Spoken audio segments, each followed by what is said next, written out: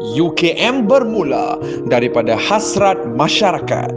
Kelahiran Universiti Kebangsaan Malaysia pada 18 Mei 1970 ialah peristiwa yang bersejarah dalam perkembangan sistem pendidikan negara. Itulah saatnya kelahiran universiti yang pertama di negara ini yang berjaya menggunakan bahasa Melayu sebagai bahasa pengantarnya.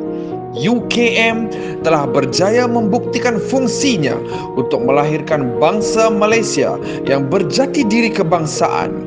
Permintaan terhadap sebuah universiti kebangsaan berlaku dalam dua fasa, iaitu kemunculan idea dan cita-cita universiti kebangsaan pada 1920-an sehingga 1956 dan perjuangan ke arah melahirkan Universiti Kebangsaan pada tahun 1957 sehingga 1967. Lahirnya Universiti Kebangsaan Malaysia pada 18 Mei 1970 merupakan hasil perjuangan dan semangat nasionalisme golongan cendekiawan sejak tahun 1920-an lagi. Jawatan Kuasa Penaja menerusi pertemuan di Dewan Bahasa dan Pustaka pada 25 Ogos 1968 mula menggerakkan perjuangan menubuhkan UKM. Sambutan ahli masyarakat terhadap usaha penubuhan UKM begitu hangat mencerminkan kebulatan tekad rakyat terhadap cita-cita Universiti Kebangsaan ini. Sumbangan derma, idea dan semangat membuktikan kebersamaan rakyat jelata dalam usaha penubuhan Universiti Kebangsaan.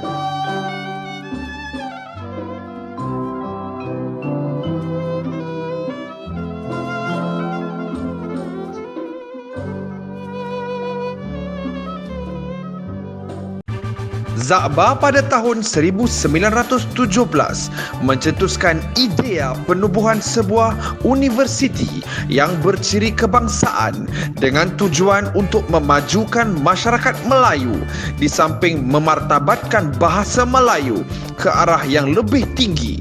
Idea itu diangkat kemudian oleh Abdul Kadir Adabi pada tahun 1923.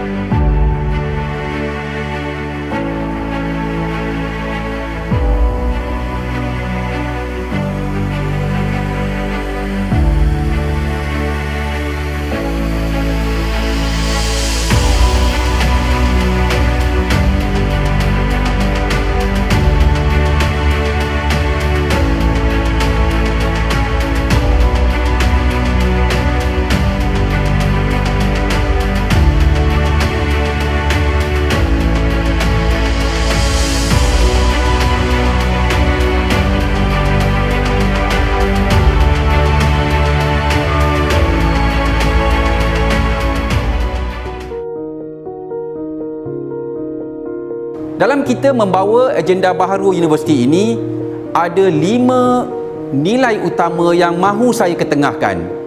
5 nilai ini akan menjadi lembayung kepada universiti. 5 nilai ini menjanjikan kita harapan sederap bersama untuk mengharungi dekad-dekad yang mendatang.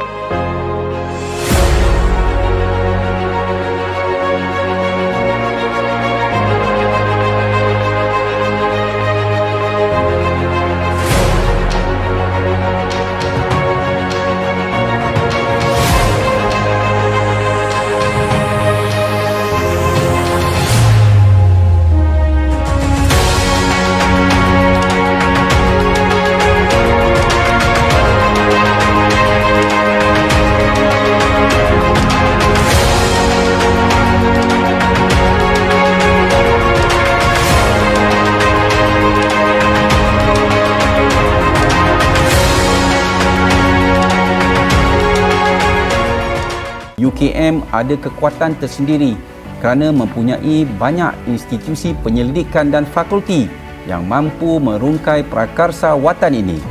Institut Alam Tamadun Melayu atau ATMA, Institut Kajian Etnik atau KITA, Fakulti Sains Sosial dan Kemanusiaan atau FSSK, Pusat Kebudayaan IKMAS, Pusat Citra, antara PTJ yang menggembling tanggungjawab mencari jalan penyelesaian kepada permasalahan masyarakat yang berlaku. Walaupun menekankan prakarsa watan, UKM tidak pernah mengetepikan fokusnya dalam penyelidikan berimpak tinggi yang mampu untuk kita banggakan. Setiap kali suatu dasar baharu negara dirangka, pasti nama dan warga UKM ada bersamanya. Maka apakah sumbangan kita? Lihat saya di Putrajaya. Penubuhan Kementerian Perpaduan Negara, UKM, menjadi tulang belakang pengasasnya. Dasar wawasan kemakmuran bersama 2030, UKM lah yang menjadi paksi pemikirnya. Malah masalah untuk menentukan waktu solat subuh yang tepat di alam Melayu ini pun pengkaji UKM jugalah yang berjaya menemukan jalan penyelesaiannya. Untuk perpaduan melalui bahasa, UKM diberi kepercayaan menjalankan kajian perbandingan kesantunan bahasa etnik-etnik utama di negara ini oleh Jabatan Warisan Negara. Untuk penemuan pelbagai warisan dan khazanah di daratan dan di bawah air, UKM dilibatkan oleh beberapa pihak berkuasa di negara ini. Saudara dan saudari sekalian, masih banyak rahsia dunia Melayu yang belum dirungkai sepenuhnya. Kita patut bekerjasama melaksanakan penyelidikan yang merentas disiplin dan merentas fakulti dalam hal ini. FSSK dan ATMA misalnya dapat berganding bahu tampil dengan kajian tentang pelbagai aspek warisan ketara dan warisan tidak ketara yang tuntas sebagai himpunan kearifan watan atau local wisdom bagi alam Melayu. Fakulti Kejuruteraan dan Alam Bina pula menjadi pelopor kajian seni bina Melayu. Fakulti Perubatan mengkaji dan mengangkat perubatan tradisional Melayu yang dapat diketengahkan, mungkin mampu merawat pandemik. Pasti menarik idea kerjasama seperti ini. Kalau bukan kita, siapa lagi?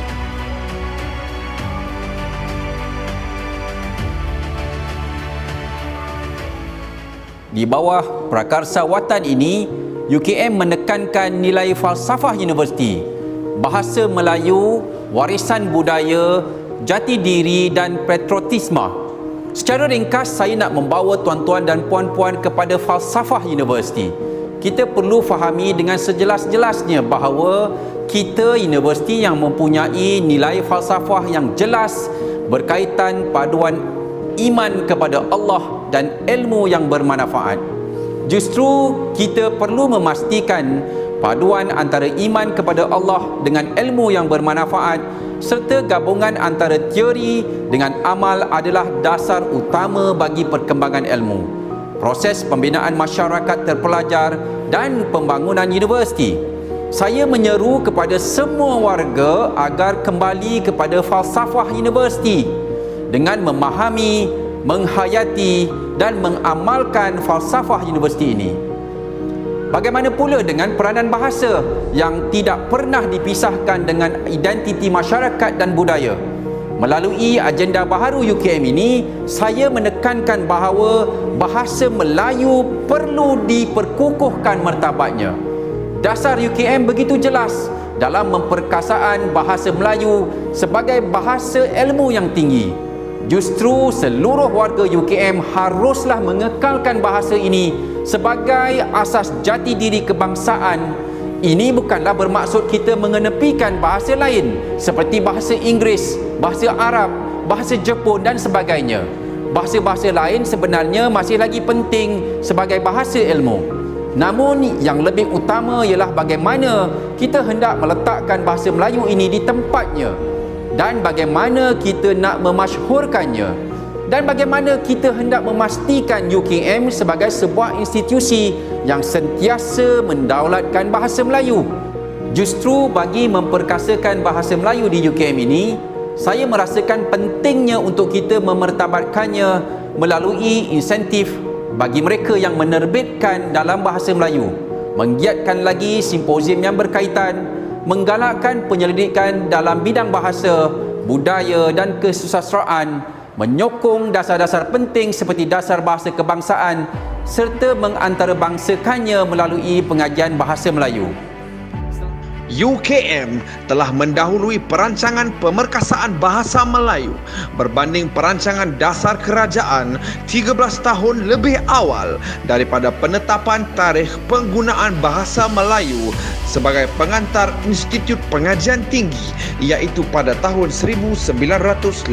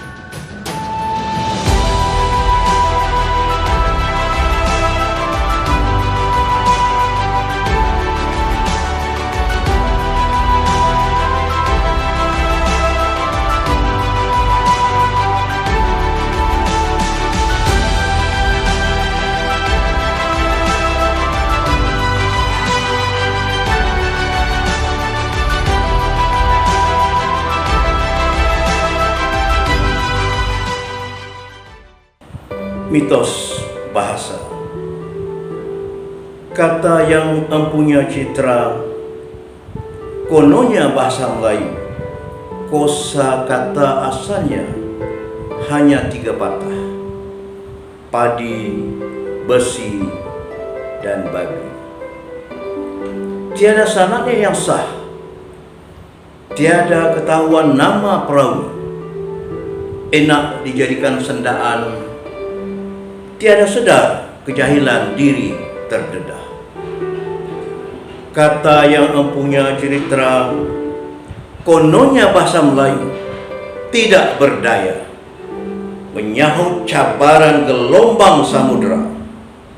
Lamun di paparan sejarah telah tertera, bahasa Melayu hebat sejak zaman Sriwijaya. Menanjak gemilang, membina mercu tanda dalam zaman kesultanan di seluruh Nusantara. Dimahkotakan sebagai bahasa sempurna, merentas ranah, sempadan, dan bangsa. Kata yang mempunyai cerita, seluruh dunia kini kononnya beralih paksi kepada satu bahasa unggul sedunia dan tidak terperi. Syarat menjadi bangsa maju dan akal yang bestari. Rupanya matanya kabur dan pribadinya lebur, tidak bersaksi. Di atas dan di bawah angin, sekian banyak bangsa yang teguh berdiri, memacu kemajuan, menguasai ekonomi, ilmu, dan teknologi, bertunjangkan kekuatan jati diri dan bahasa sendiri, memanfaatkan seperlunya bahasa dagang tanpa larut makna diri. Mitos bahasa demi mitos bahasa diciptakan dan direkayasakan, konon atas nama kemajuan bangsa dan negara. Tiada insaf akan fitrah ketetapan yang berkuasa, memurniakan setiap bangsa dengan bahasa yang bukan sia-sia, memantapkan cita, membina akal budi, tidak kehilangan jejak, meningkatkan wibawa dalam persaingan di pentas perdana. Kerana kita perlu ada mata alamat yang nyata, mencapai puncak jaya dengan acuan dan citra wangsa.